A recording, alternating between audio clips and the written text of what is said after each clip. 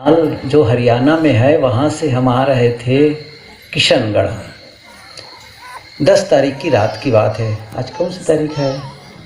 19 है। 10 की बात है। रात में ट्रेन थी 1:53 पर, 2 बजे के पहले। 10:15 बजे स्टेशन पहुंच गए हम लोग। वेटिंग रूम में बैठे हैं, इंतज़ार कर रहे थे। अब ट्रेन आई, प्लेटफार्म पर खड़े हुए। बच्चों की परीक्षा थी, कोई कंपटीशन की। सैकड़ों बच्चे पहले से ही ट्रेन में भर के आए। अंदर उतना पैक और फाटक अंदर से बंद, दरवाज़ा बंद।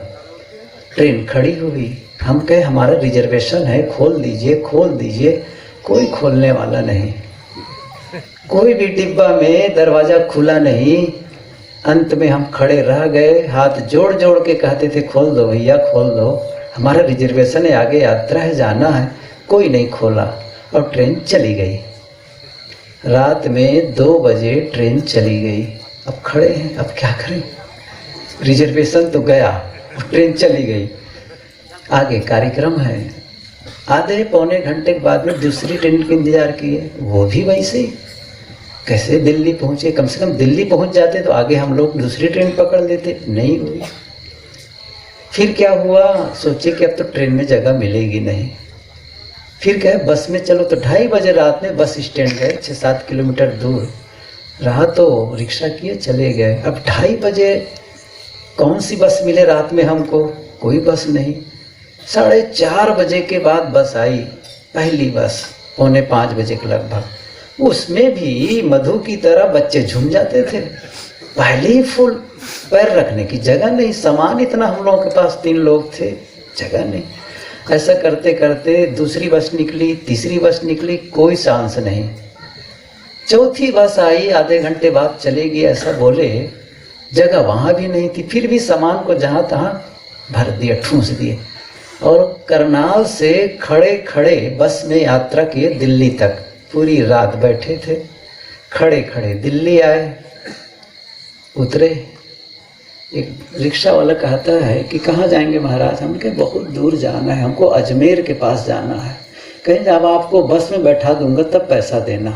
बड़ी अच्छी बात है। आए बस में, कहे स्लीपर की बस होगी, ठीक है भाई स्लीपर का ले लो, इतना पैसा 950 रुपये एक का, कोई बात नहीं। तो स्लीपर का टिकट कटा ली। जब बस में गए तो कहते स्लीपर नहीं मिलेगा, सीट मिलेगी। वाह भाई, हम सोचे स्लीपर में सो के जाएंगे, तो रात भर बैठे रहे, जगह नहीं मिली। खड़े खड़े आए हैं तो आराम मिलेगा, नहीं मिला, बैठे रहे। चलो अब करते करते वहीं फिर कोई न तो टॉयलेट जाने की जगह न कुछ नहीं। फिर शाम वो क्या कहते हैं सुलभ कॉम्प्लेक्स में गए, आए। फिर बस चली 9 बजे। किशनगढ़ का टिकट कटाए थे। जयपुर पहुँचे तो बस वाले कहते ये बस नहीं जाएगी, दूसरी बस जाएगी। वाह, वहाँ से फिर उतार दिए हम लोगों को सामान लेकर। फिर इंतज़ार कर रहे हैं दूसरी बस की। करते करते 4 बजे कहते कहते 5 बजे के बाद में बस चली।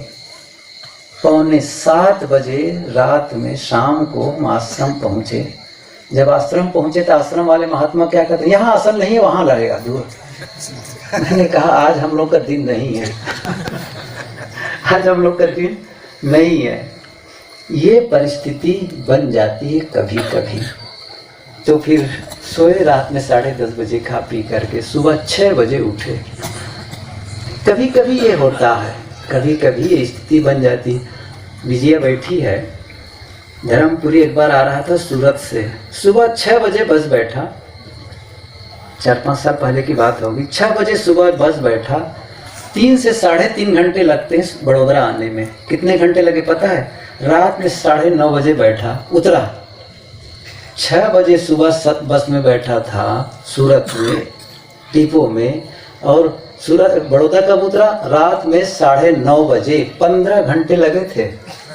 समझ गए? ये सच्ची बता रहा हूँ मैं।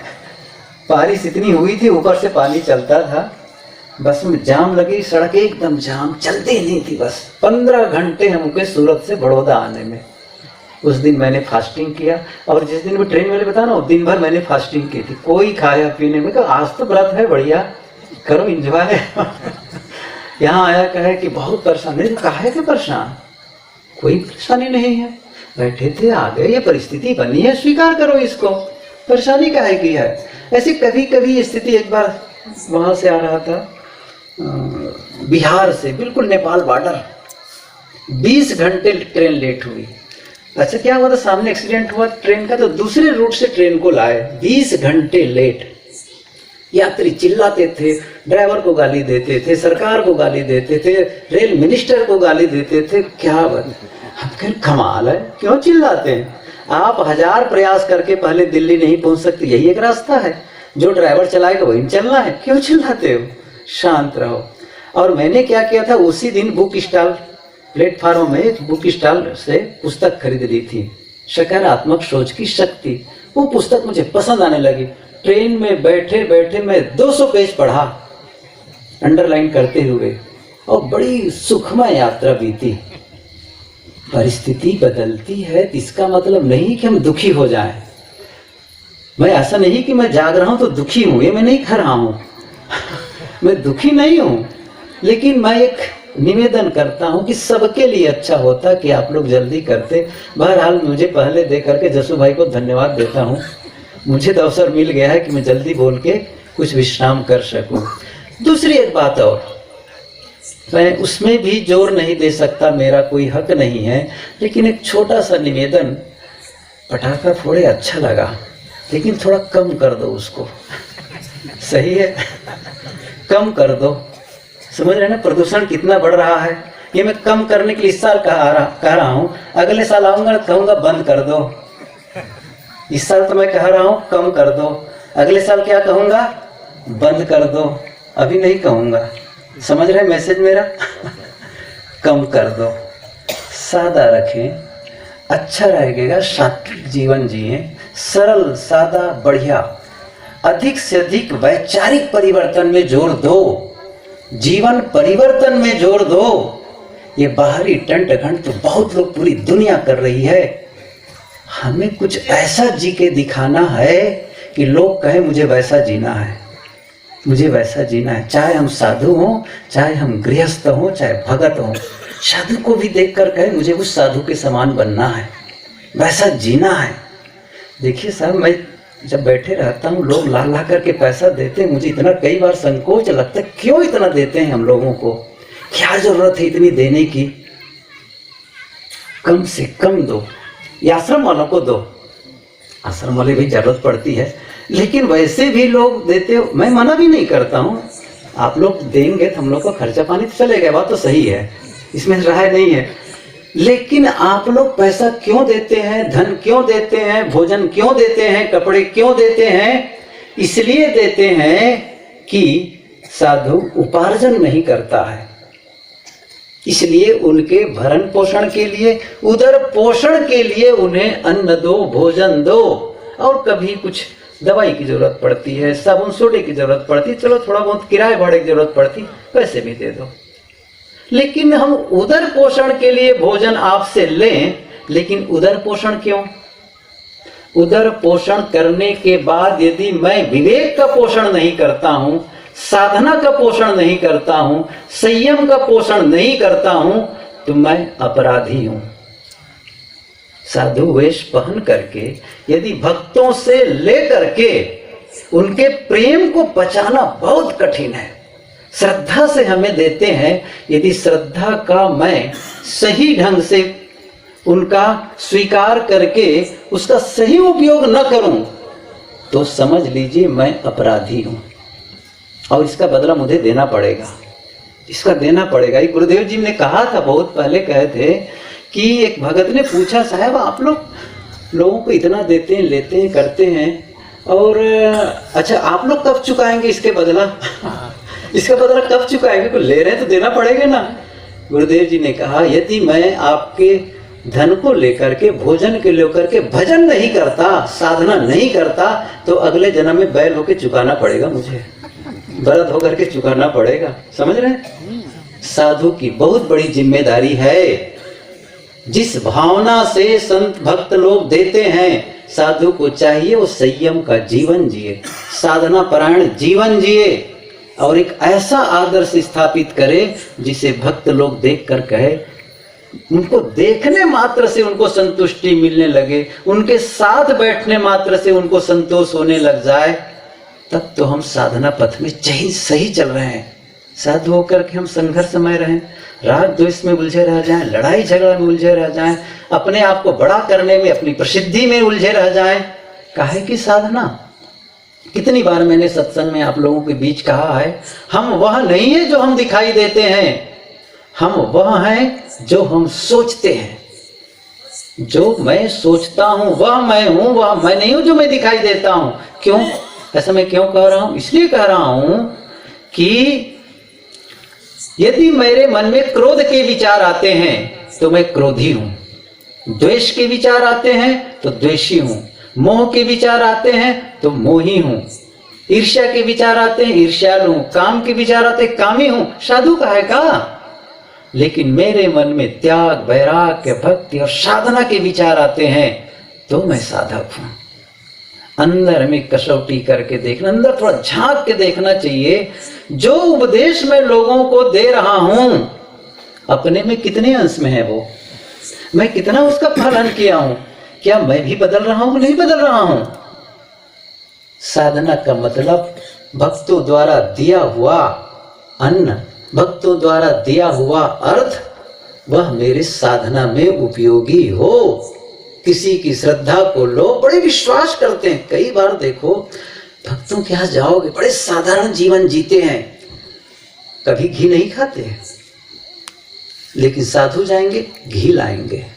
दूध नहीं पीते घर के बच्चे उनके, साधु जाएंगे दूध पिलाएंगे, विश्वास करके घर में रख देते हैं, उस घर में जहां उनका धन रखा हुआ है, पूरा विश्वास करते हैं। और कहीं उसके विश्वास को हमने तोड़ा तो समझ लीजिए हम साधु के कपड़ा पहनने लायक नहीं है।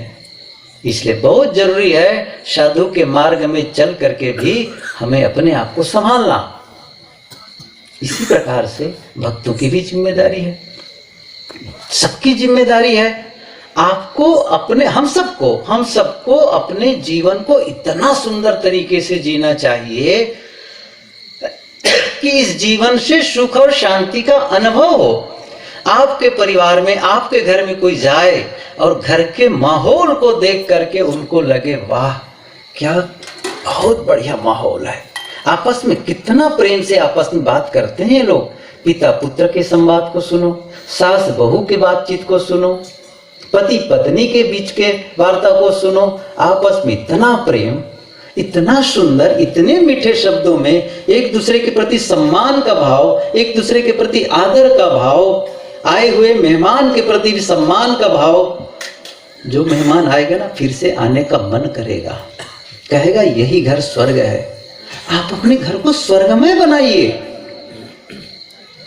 आप अपने घर को इतना सुंदर बनाइए कि घर में आकर के लोगों को सुकून महसूस हो। आप बाहर जाएं, काम में जाएं, कहीं जाएं, किसी बात को लेकर के उलझन हो गई, लेकिन घर में आकर के शांति महसूस करें। क्यों? आपके घर वाले हैं, आपके अपने हैं, वहां इंतजार कर रहे हैं आपके लिए। इसलिए सबके साथ में रह करके आप सुकून महसूस करते हो, वह घर अच्छा लगता है। लेकिन कुछ लोग ऐसे भी हैं जो घर में आने से डरते हैं। जितना ज्यादा बाहर रहो, बाहर ज्यादा से ज्यादा रहो। क्यों घर जल्दी नहीं जाते हो? पता है ना जाऊंगा लड़ाई करेगी वो तो, इसलिए बाहर ज्यादा से ज्यादा रहो, कम से कम मौका मिले घर में बातचीत करने का। वो आदमी सफल नहीं है। घर के माहौल को बदलना है, भीतर के माहौल को बदलना है, सामाजिक माहौल को बदलना है। ये कौन करेगा? हमारी जिम्मेदारी है। हम सब अपने जीवन को बदल सकते हैं, सुंदर बना सकते हैं। क्यों नहीं बना सकते हैं हम लोग? हमारे जीवन को सुंदर कौन बनाएगा? किसकी जिम्मेदारी है? आप सुखमय जीवन जीना चाहते हैं, शांतिमय जीवन जीना चाहते हैं, प्रेम पूर्ण जीवन जीना चाहते हैं, तो आपके इस प्रकार के चाहे हुए जीवन को कौन आके बना देगा? कौन बनाएगा आपके जीवन को? कोई ऊपर आकाश में बैठा ईश्वर ब्रह्म परमात्मा आपके जीवन को ठीक करने के लिए? कोई देवी देवता आने वाले हैं जो आपके जीवन को ठीक करे? हजार पूज लो देवी और देवताओं को मंदिरों में जाकर के, वो आपके जीवन को ठीक करने वाले नहीं है। नहाने चले जाओ नर्मदा और गंगा नदी में, उससे परिवर्तन होने वाला नहीं है। आपके जीवन को, आपको स्वयं को बदलना है। न कोई राजनेता आके आपके जीवन को बदल देगा। क्या आपको लगता है नरेंद्र मोदी आके बदल देंगे? क्या लगता है? आपके गुजरात के ही हैं, कहो आज बदल दो, आएंगे ना, कुछ रुपये पैसे दे देंगे आपको, घर, आपके गांव को, आपके आश्रम को, घर को डेकोरेट कर देंगे, लेकिन आपके जीवन को डेकोरेट नहीं करेंगे, आपके जीवन में बदलाव नहीं लाएंगे। आपको करना पड़ेगा। जीवन को सुंदर जीने की जिम्मेदारी हमारी है।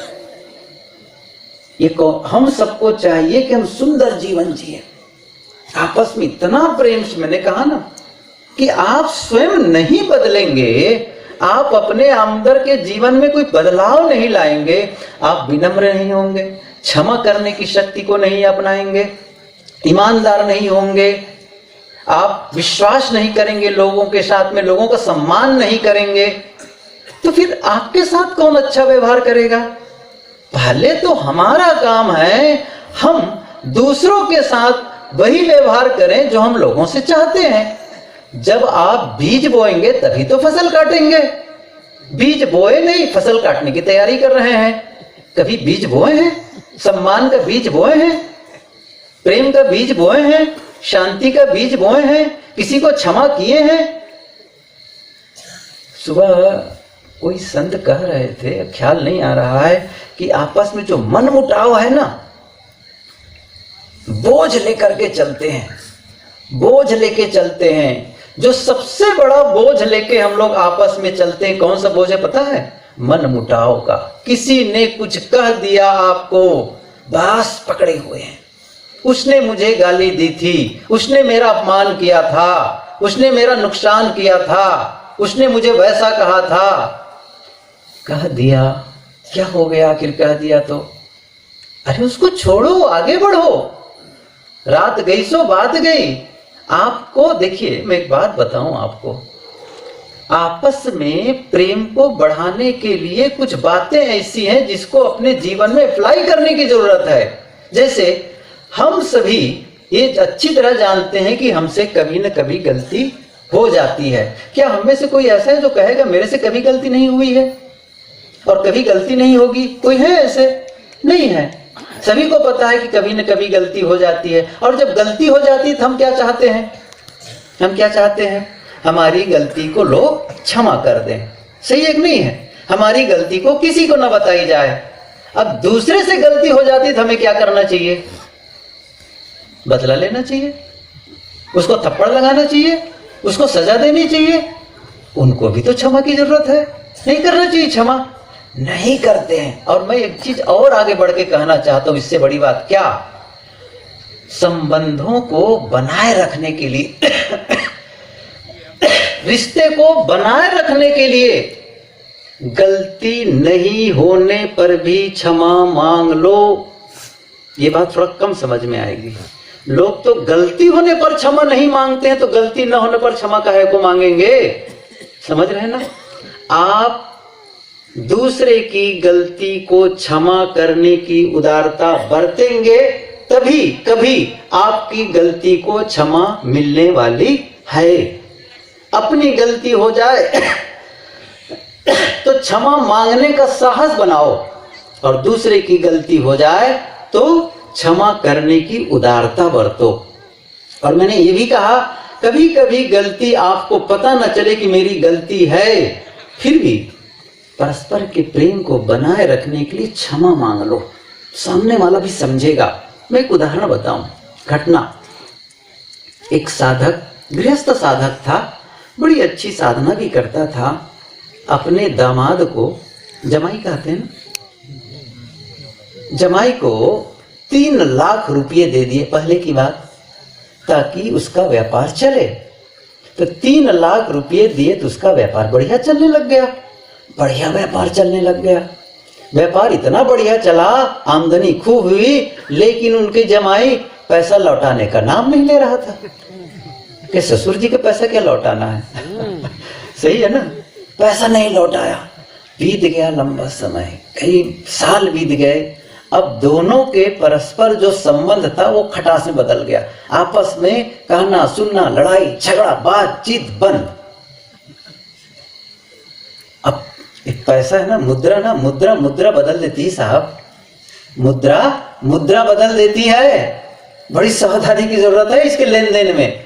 तो हुआ क्या, वो बंद। लेकिन जब साधना में बैठता था तो वो सारी बातें आने लगती थी, उसके बारे में विरोध, उसके तमाम ऐसी बातें, उसकी साधना डगमगाने लगी। बहुत परेशान, पैसा मैं दिया और मेरी ही साधना डगमगा रही है। एक संत के पास गए, भगवान मैं साधना से नीचे गिर रहा हूँ, मैं साधना में स्थिर नहीं रह पा रहा हूँ, क्या करूँ? ऐसी बात। फिर बताया क्यों? तो बताया कि ऐसे ऐसे मैं पैसा दिया था, उसी बातें आती, मुझे पैसा लौटाए नहीं। संत ने क्या कहा, देखो साधक भगत जी, तुम एक काम करो, दुकान जाओ,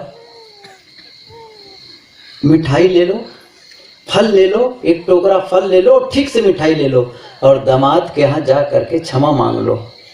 उसने कहा कमाल की बात है, पैसा मैं दिया और क्षमा मैं मांगू? सोचा तो सही, गलती मैंने क्या की है? नहीं, आपने भी गलती की है। मैं कैसे गलती किया हूं, आप कैसी बात करें, मुझे समझ में नहीं आ रहा है। संत ने कहा तुमने अपने दामाद के विषय में बुरा सोचा है, उसको बुरा माना है। ये जो माने हो ना बुरा उसको, और उसके बारे में लोगों के बीच में गलत कहे हो, तो जो आपने उसको बुरा माना वही आपको लौट के आ रहा है और आपकी साधना विचलित हो रही है। यदि आप साधना में सफल होना चाहते हैं तो क्षमा मांग लो। साधक की बात समझ में आई, सचमुच वो गया बाजार में, ढेर सारा फल लिया, मिठाइयाँ ली, और शाम का वक्त कहीं 7-8 बज रहे थे। गया अपने दामाद के यहाँ, दरवाजा खटखटाया बेटी के यहाँ, बेटी दामाद के यहाँ जा करके 15 साल बाद, कितने साल? 15 साल बाद जैसे दरवाजा खटखटाया, कौन खोला? लड़की का लड़का। क्या कहते हैं उसको आप लोग? लड़की के लड़का को, हाँ, अपनी बेटी के, दीकरी के बेटा को क्या कहते हैं? हाँ, नाती कहते हैं हम लोग, आप लोग जाने। हाँ, पौत्रा। तो उसने दरवाजा खोला, जैसे दरवाजा खोला तो देखा नाना जी आ गए हैं। चमत्कार, 15 साल बाद उस घर में आए। वो चिल्लाया मम्मी मम्मी, नाना जी आ गए, पापा पापा, नाना जी आ गए। सब लोग देखे नाना जी रात में कैसे आ गए, आश्चर्य। सब लोग अंदर आ गए बस फट से, और सब लोग भोजन की तैयारी में बैठ रहे थे। तो डाइनिंग टेबल पर फलों को रखा, मिठाई को रखा, और दामाद से कहता है बेटा आज मेरे से बहुत बड़ी गलती हो गई, इतने दिन तक मैं आपसे क्षमा मांगने आया हूँ। क्षमा शब्द सुन करके उनकी जमाई तो रोने लगा, इतना रोने लगा, पैर पकड़ लिया ससुर जी के कि पिताजी गलती मेरी हो गई। रोते रोते उसके पैर में आंसू गिरने लगे, और पिताजी को, उनके ससुर के आंख से आंसू गिरने लगे और उसके सिर पर गिरने लगा। ये दोनों रोते रोते देर तक के जब रुए और गले मिले, और उसके बाद में बेटी का नंबर था। पिता 15 साल बाद पिताजी घर में आए, और दोनों इतना आपस में मिल करके रोने लगे। और जब दोनों पिता और पुत्री मिल रहे थे, इतने में दामाद कमरे में चला गया और क्या किया, 3 लाख रुपये ला करके अपने ससुर के चरणों में रख दिया। पिताजी ये पैसा रख लीजिए। ससुर ने कहा बेटा आज मैं कौड़ी के लिए नहीं आया हूँ, जिसके लिए आया हूँ वह आज मैंने पा लिया, अब मुझे नहीं चाहिए कौड़ी। उसने कहा पिताजी जब तक इसे आप नहीं रखेंगे मेरे भीतर की जलन नहीं मिटेगी, आपको रखना पड़ेगा। रख लिया पिताजी, और रख करके फिर क्या किया, उन पैसों को अपने नाती में, अपने पौत्रों में और अपनी बेटी में सामने बांट दिया। फिर से रखा नहीं, इतना अंदर में कितने 15 साल तक जो बांध बंधा था ना वो टूट पड़ा, और आपस में खूब रोए और प्रेम भी उसी प्रकार से फूट पड़ा। और फिर क्या हुआ, सभी लोग एक गाड़ी, अपनी गाड़ी में बैठे और कहाँ गए पता है, पिता के घर। उनका दामाद, उनकी लड़की, उनके बच्चे सब के सब गए। 15 साल बाद लड़की माँ से मिली, भाभी से मिली, भैया अपनी बहन से मिली, और आपस में जो प्रेम फूटा और आपस का जो विचार हुआ। क्यों हुआ, मैं क्यों बता रहा हूँ, मैं इसलिए बता रहा हूँ, कभी कभी अपने संबंध को सुधारने के लिए गलती न होते हुए भी क्षमा मांग लेना बुरा नहीं है और संबंध सुधर जाता है, सुधर जाता है। क्या हम नहीं चाहते कि आपस का संबंध प्रेमपूर्ण हो? गलती क्षमा मांगने का यह अर्थ नहीं होता है कि मैं गलत वो सही। फिर से कह रहा हूं, क्षमा मांगने का यह अर्थ नहीं होता कि मैं गलत हूं और सामने वाला सही है। इसका अर्थ यह होता है कि मुझ में उनसे रिश्ते निभाने की काबिलियत ज्यादा है। मैं चाहता हूं कि रिश्ता निभे, इसलिए परस्पर में हमें संबंध को बनाए रखने के लिए एक दूसरे को क्षमा करनी। मैं क्या कह रहा था कि आपस के माहौल को हमें प्रेम पूर्ण बनाना है। कब होगा? जब भीतर से सचमुच आप बदलेंगे।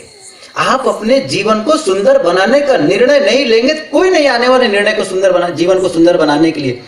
हम लोग व्यापार की योजना बनाते हैं, घर मकान बनाने की योजना बनाते हैं, टूर जाने की योजना बनाते हैं, और भी बहुत सी बातों की, शादी ब्याह की योजना बनाते हैं, गाड़ी लेने की योजना बनाते हैं। मेरा एक निवेदन है, आप सुंदर जीवन जीने की भी योजना बनाएं, सुखमय जीवन जीने की भी योजना बनाएं। और जब तक आप सुंदर जीवन जीने की योजना नहीं बनाएंगे ना, आपका जीवन सुंदर नहीं होगा। ये अपने आप होने वाला नहीं है। क्या आप मानते जीवन सुंदर अपने आप हो जाएगा? अपने आप जीवन सुंदर नहीं होता, इसको बनाना पड़ता है, साहब बनाना पड़ता है। और आप नहीं बनाएंगे, और आप बना सकते हैं अपने जीवन को। जीवन बनाने का मतलब क्या हुआ? जीवन बनाने का मतलब है जो आप सोचते हैं, जो आप बोलते हैं, जो आप करते हैं, उसमें सुधार ले आइए। अच्छा सोचिए, अच्छा बोलिए और अच्छा व्यवहार करिए। ये तरीका है। पूजा पाठ जीवन बनाने के कोई तरीका, सुंदर बनाने के तरीका नहीं है। बहुत से लोग केवल पूजा पाठ में समय बिता देते हैं, भगवान को मनाने में समय बिता देते हैं, मंत्र तंत्र जपने में समय बिता देते हैं, माला जपने में समय बिता देते हैं, लेकिन जीवन को सुंदर बनाने के लिए प्रयास नहीं करते। अकेले में बैठ करके देखो मैं क्या सोच रहा हूं। यदि गलत विचार है उसको हटा दो, हटा दो।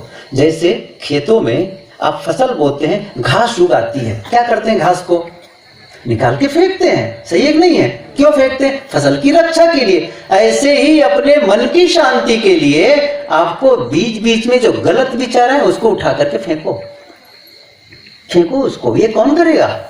आपके भीतर की सफाई कोई दूसरा करेगा। आप अपने घर में माताएं झाड़ू लगाती हैं, साफ करती हैं, कपड़े धोती, बर्तन धोती हैं, और भीतर की सफाई के लिए आपके अंदर भी जो कचड़े आए उसको कौन साफ करेगा? सदगुरु कबीर ने यही तो कहा है, अंदर झाड़ू दे के कूड़ा दूरी बहाओ, जो तू सांचा बाणिया सांची हाट लगाओ। अंदर झाड़ू दे के कूड़ा दूरी बहाओ, अंदर में झाड़ू लगाओ। ये एक दिन का सत्संग काम नहीं आएगा कि आप साल में एक बार सत्संग सुन लिए 2 टाइम और हो गया काम। क्या आप बताइए उस मकान में रहना पसंद करेंगे जहां साल में एक बार झाड़ू लगती है? क्या उस कपड़े को पहनना पसंद करेंगे जो साल में एक बार धुलता है? क्या उस आदमी के पास बैठना पसंद करेंगे जो 6 साल में एक बार नहाता है?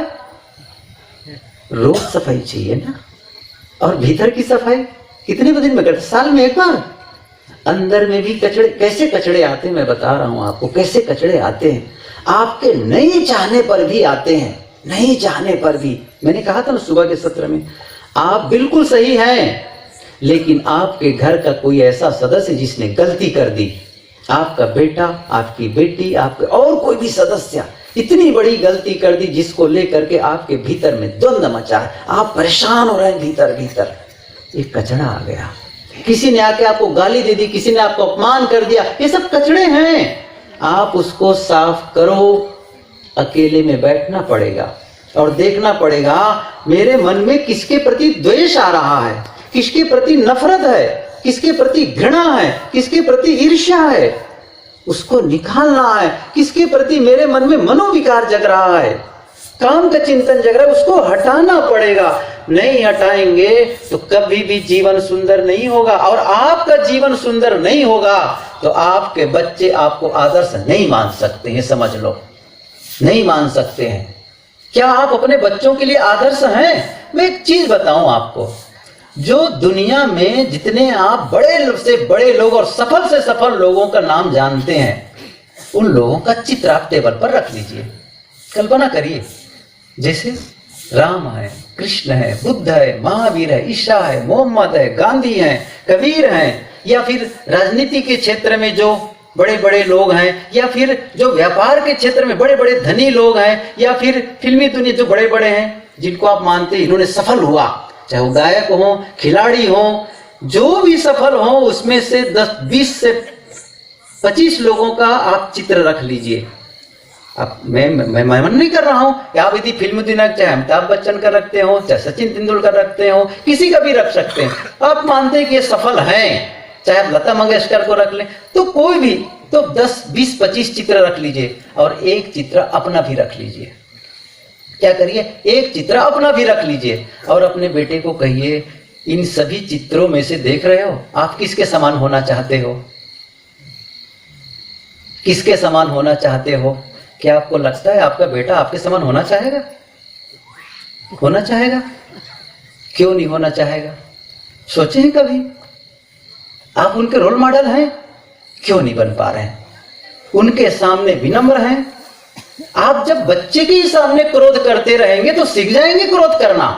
बच्चे के सामने ही गाली देना शुरू करेंगे तो सीख जाएंगे गाली देना। वो बच्चे के सामने आप गुटखा खाएंगे, सिगरेट पिएंगे और कुछ भी करेंगे तो नहीं सीखेंगे क्या? वो देखना चाहते हैं कि आप कैसे हैं। आपके प्रवचन नहीं सुनना चाहते हैं, आपका जीवन देखना चाहते हैं। मैं एक चीज बताऊं, ख्याल आ गया। एक संत थे, उनके पास बहुत से लोग बैठे हुए थे, प्रवचन का समय नहीं था। हुआ क्या, उन्होंने कहा, पूछा लोगों से, आप लोग ये बताइए, आजकल आपके बच्चे आपको पसंद करते हैं? आप लोगों को पसंद करते हैं? आप लोगों के समान होना चाहते हैं? सभी चुप। 1 महीना, 1 या 1.5 महीने के बाद एक सज्जन आए उस महात्मा के पास। महात्मा जी, 1-1.5 महीने के पहले आपने लोगों से पूछा था, आपके बच्चे क्या आपको पसंद करते हैं, आपके समान होना चाहते हैं? कोई उत्तर नहीं दिया था। लेकिन आज मैं कुछ कहने आया हूं। क्या कहा? आज मैं कुछ कहने आया हूं। कि कहो। उसने कहा, महाराज जी, मेरी बेटी बड़ी हो गई है, शादी लायक हो गई है, और मैंने सोचा कि उसकी शादी करूं, लेकिन शादी के पहले मैं जमाई ढूंढना चाहता था। तो उन्हीं से पूछा, बेटी तुम ये बताओ, तुमको कैसा वर चाहिए, कैसा पति चाहिए? रूपवान चाहिए, धनवान चाहिए, विद्वान चाहिए? क्या कहा? रूपवान, धनवान और विद्वान। कैसा पति चाहिए, कैसा जीवन साथी चाहिए? अब किसी लड़की को उसका पिता पूछे तो संकोच में हो गई कि नहीं? स्वाभाविक सी बात है। उन्होंने कहा, पिताजी आपका विषय है, मुझे मत पूछिए, आपको जैसा चाहिए वैसा दामाद ढूंढ लीजिए, वैसा जमाई ढूंढ लीजिए। लेकिन आप चूंकि पूछ ही दिए तो मैं एक बात कहना चाहती हूँ, आप चाहे विद्वान, चाहे धनवान, चाहे रूपवान, जिस प्रकार भी जमाई ढूंढना चाहे ढूंढे, लेकिन निवेदन है वह अच्छा स्वभाव वाला हो। क्या कहा? वह अच्छा स्वभाव वाला हो। पिता ने पूछा, अच्छा स्वभाव का क्या मतलब है? क्या कहा? आखिर अच्छा स्वभाव का क्या मतलब निकलता है? तो उसने क्या कहा, उस लड़की ने अपने पिता से कहा, उसने कहा, मेरी बेटी ने क्या कहा, अच्छा स्वभाव का मतलब है जैसा आपका स्वभाव है। क्या कहा? जैसा आपका स्वभाव है। तब मुझे लगा मेरे बच्चे मेरे स्वभाव को पसंद करते हैं, मेरे अनुसार जीना चाहते हैं। साहब, हमें बच्चों के सामने आदर्श बनाना पड़ेगा, दिखाना पड़ेगा। इसीलिए बच्चे नजदीक नहीं आते, ना उनको धर्म में रुचि है, ना सत्संग में रुचि है। क्यों रुचि नहीं है? क्योंकि वो देखते हैं हमारे घर के लोग सत्संग में जाते हैं, साधु संग में जाते हैं, लेकिन जीवन वही की वही है। क्यों आएंगे? माता बहनों से भी मेरा निवेदन है, आप अपने बच्चों को संस्कार दें, आपकी जिम्मेदारी है। क्योंकि बच्चे सबसे ज्यादा समय बिताते हैं माँ के पास, इसलिए माँ की जिम्मेदारी होती है। केवल उनको आप खाने पीने की चीजें ही मत दो, केवल धन मत दो।